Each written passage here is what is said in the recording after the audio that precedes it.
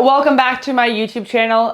Today, guys, we got our posing suit in, and so I'm going to show you that, as well as I was going to show you also my posing classes, but I deleted all my footage from my YouTube video. So we are drinking a coffee. I will share that. I normally get a latte. Super fun. Another new thing is I got a lovely cup that has a straw, and I've been loving it. It's by Hydroflow. Apparently there's some backlash or like some controversy with them. I like the cup, so I'm going to use it in case anyone is really invested.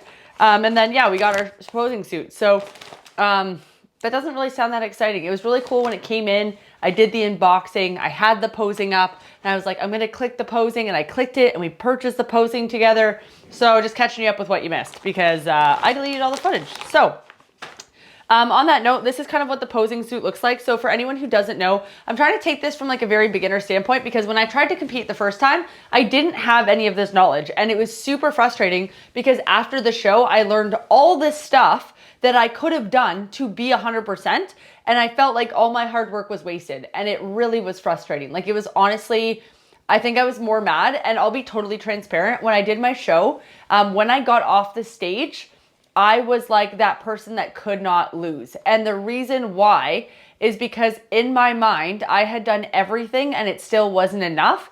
And then when I watched the replay of how I was posing, where my suit was positioned, what my tan looked like, I knew why I didn't win. And so like, it was very frustrating because not only did I not see all of this stuff, I also left and I looked like a poor sport, but it's because I had been misled through my whole prep that like what I was doing was fantastic. And then when I got to the show, it clearly was not fantastic. So I want to make sure that this is very transparent because I would hate for anyone to ever go through that. It was honestly like heart-wrenching. Like I worked so hard. So this time we're doing things right. We got the posing suit. So a posing suit is a bikini that you buy that is the same shape and cut as the one that you're going to be wearing. There's a little vagina cover. I don't know if I'm allowed to say that on here, but that's my vagina cover, so we're just gonna do that. It's like, you know when you buy a bathing suit or something, or like an underwear and it's at the bottom? Yeah, so anyways. So the difference is that on the bottom, so one, it has adjustable ties.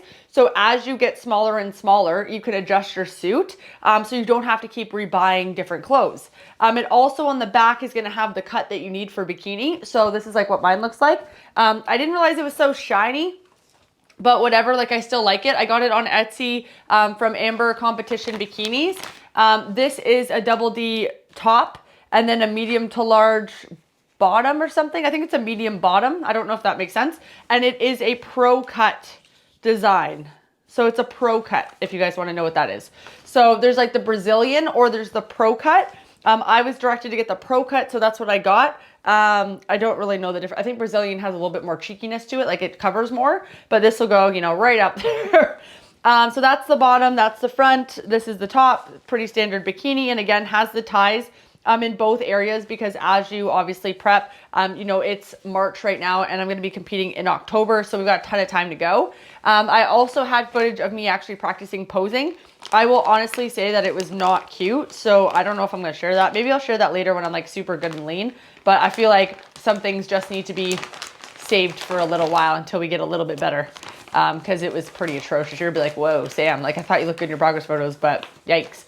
So yeah, I'm going to be doing posing with A, or posing by A, so I'll show you guys what her site looks like. In my personal opinion, she's probably the best in the game. This is what we call having a day. So when to go into the site, it won't let me go on. So I'm gonna stitch my workout now. I hope y'all learned something. At least I got to go over the posing suit with you, and then I'll share some more details. But again, posing by A, I've got the Amber Competition Bikinis. That one was about, I want to say $50 plus shipping, so like 60 bucks, which is pretty good because a lot of the other ones can be around like 150 to a posing suit. Competing is also kind of expensive, so I'm also going to go over like the pricing of things so that you also get an idea. So just to start off with, so far the investments that I've made, my shoes are 100 bucks. The posing suit was about $60. The posing was $500 plus tax, so 600 bucks for about 3 months, or you can pay like 180 per month for her. Plus my coach is around $400 per month. So we've already kind of like started to stack up. So it's another thing that I like to mention because again, when I first went into it, I didn't realize that it was quite an investment, and I realized that I could also just go on a vacation or do a photo shoot instead. However, it is something that I want to do. I like taking myself to the next level, and obviously, like, if you are wanting to do it, it's always nice when someone's like pretty transparent with pricing. Also, when you go to register for the show, because I did that also on the blog, you have to register for the CPA, which is basically in Canada. It's like the federation, which is about $100, and then the show on top of it is normally like 180 to 200. The one in the States, actually, the summer shredding is like 289 USD, so that's going to be even a little bit more. So yeah, so just giving you guys like an idea of the pricing too, and obviously not saying this to brag by any means. It's just this is like what it costs to do a competition, plus food, plus all that kind of stuff, gym memberships, you name it. And a lot of people also get trainers during this time also, but that's kind of what you're looking at base wise. I normally say that, you know, you kind of have to have between like 5 to 8K to compete. It does take quite a bit of money. You can probably do it for a bit less, but when you're first getting started, you often don't know some of those shortcuts. So that's like normally what I budget for, especially if you're doing it out of town. If you're doing it within town, it might be easier because you don't have a hotel, things like that. But most of the shows tend to be like out of city if you're in a smaller town. So yeah, that's pretty much where we're at to start. So I hope you guys enjoyed this and enjoyed the workout. Almost didn't make it, but good thing I got 4-wheel drive. Babe, you're welcome. You're welcome. I am so safe. You almost died. I could have died. I know. Yeah. You're welcome. I'm your savior. Oh, yeah, that's good.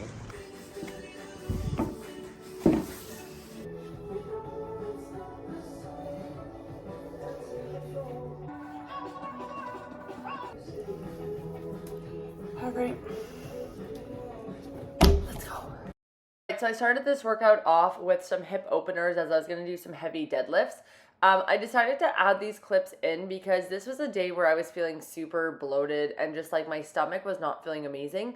But I noticed it in the clips and I was like, you know what? I feel like it would do more good than not to add this in, because there is going to be a point where like I don't have that in my stomach. But right now, like, that's what it looks like.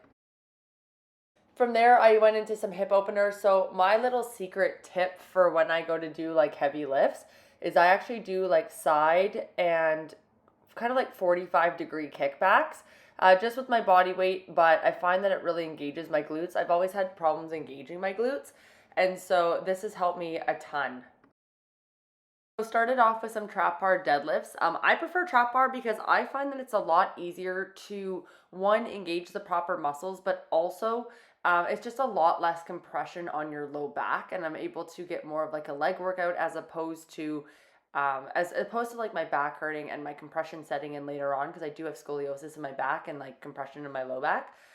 So started off, we did about 200, I want to say, to start. It was a few days ago, so just kind of, you know, going back to it, but about 200 pounds. And then I got up to about 240, which was pretty cool.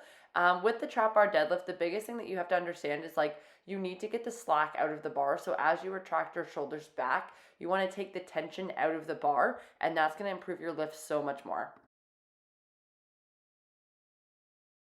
Okay, then we moved into some stiff leg deadlifts. I started using my wraps because my arms were honestly giving out. This was something that I hadn't tried in a while. I think I did like the 55s or the 65s. I can't see it, but I think it's the 55s. When you're doing stiff leg deadlifts, the biggest thing that I see is like people hurt their back because they're trying to get the weights all the way down to the ground instead of focusing on pushing their hips back. So basically you need to really think about when your body stops. So you're going to kick your hips back, see how it stops, and then you're going to come up and squeeze. And they also push their hips really far forward. It doesn't really do anything. You're going to get most of the stretch as you're coming down. And so kick your hips back and then focus on pushing your hips forward, and then your hands will follow the pattern that your hips are doing. Then we did some walking lunges. These were pretty disgusting, honestly, like just after doing everything. If you're actually lifting to the weight and the intensity that you need to be lifting to, you don't need like 10, 12, 15 exercises. Like 6 is probably the max that you really need per workout. And so like you really need to just make sure that you're lifting with appropriate weights. I think way too many women don't go for the heavier weights, and that's why they're not seeing the progress that they want to see and getting that muscle density that they're looking for. And so I grabbed the 35s today. It was doing about 10 per leg, a little bit of uneasy steadiness there. If you ever find that you're wobbling during these, just make sure you're bracing your core and then bracing your glutes, and you'll re-steady yourself. Next, I did the leg curl. I absolutely love this as like a finisher. We have this and then the leg extension. My coach right now is Don Carter from DIY Body. He's a great prep coach, super knowledgeable, and honestly, he just kicks my ass with his workouts. Definitely recommend for sure.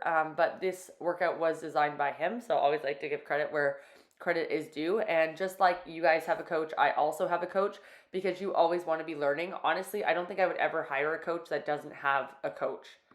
And then we just finished off with the leg extension. I went a little bit heavier, so it was a little less controlled than I probably would have liked.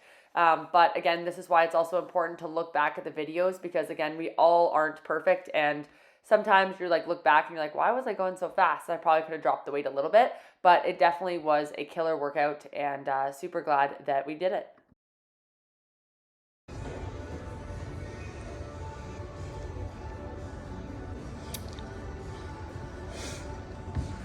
Okay, so just finishing up some cardio. Basically, so when you have like a leg day, so I'm doing a leg day tomorrow. I just finished a pull day. I did part of it, but I realized that my program actually doesn't really have any pull days for the next like 2 months, which is crazy because I don't think I've gone any amount of time in the last like 6 years where I didn't do a pull day at least like once or twice a week. So this is crazy. Like this is like, it's just very specific to bikini. So I like this, it's fun. But normally don't do that, have a pull day because you want to still like make sure that you're opening up your back and like, I just, balance and all that kind of stuff. So obviously bringing up some of my weaker areas, but with my leg day being tomorrow and it being the one that like wrecked me on Monday, I'm doing more of like a lighter style of cardio. So I'm doing like the bike. I did it for about 30 minutes. Normally I do like a run or I do the Stairmaster for like 20, 25. But with me knowing that tomorrow is my leg day, I want to make sure that I have gas in the tank to really push myself tomorrow. And so I'm not going to tire myself out today. So sometimes more isn't better. You have to strategically think like, is the workout tomorrow going to be super intensive? And if so, then, maybe it's time to, when you go to do your cardio, you pick something that's a little bit lighter. You're still like, I'm still getting my heart rate up and I was still really making sure that I was like going while I was on the bike. But it wasn't like doing a full-blown run where the muscle recruitment and the breakdown of muscle fibers is going to be a lot more. So it's very, very strategic. And then also when you're like trying to lose weight and stuff, you also want to remember that like when you're trying to lose weight, sometimes more isn't always better. And so you want to make sure that you can keep up with the volume. So basically, like, instead of just killing yourself every single time you go to work out, you want to make sure that you're recovering. So stretching, doing your workout, maybe doing some cardio afterwards, and then making sure that you're able to keep going. So if I just like wrecked myself today and I did like a crazy workout like with my back, and then I absolutely wrecked myself doing like, cardio, then tomorrow I'm going to come in for my lift and it's not going to be 100%. So I'd rather have like 85 to 90% effort on all of my lifts than give like 120 and not be able to recover and then not be able to do the amount of volume that I want. So quick example, like say Monday's legs, Tuesday's back, Wednesday's chest, whatever you want to call it. If I kill myself on Monday, then by like Wednesday, Thursday, I should be able to do legs again. But if I can't do legs again, then my volume's now going down. So I'm missing out on the opportunity to hit that muscle group multiple times a week. And that's what I want right now. And so that's the focus. And so I know that it's not like I'm going in with the goal of just like absolutely wrecking myself. And like, you can totally do that too. But that's kind of the way that I do it because I want to make sure that I'm actually gaining muscle. The goal is hypertrophy and fat loss. And so when you want to build muscle, you need volume, you need intensity, but you also need consistency. Whereas if like my goal was more so strength, I might like wreck myself on Monday and then try again on like Thursday for that same muscle part. So yeah, but I think most of you guys are probably like, most of you ladies are probably aiming for like hypertrophy and fat loss as well. So that's why I share this with you, because I see so many ladies just absolutely wrecking themselves in the gym. And I'm like, guys, like I get it, but when you go to work out tomorrow, you might not be able to like do what you need to do, or like you might not be able to like hit as many muscle groups throughout the week because you just wrecked yourself. And now like you can only do legs once, but I can do it 3 times. Guess who's gonna see more results? Me, right? So yeah, that's kind of it. So kind of changed quick. Still have my leggings on and my sports bra, but I just put like a shirt and a blazer on. And yeah, I go see a movie, but I don't really want to see a movie after that workout because we're gonna want popcorn, we're gonna want treats, and like I just want a solid dinner and to kind of get back into routine, because this week, between other life stuff coming up and just just trying.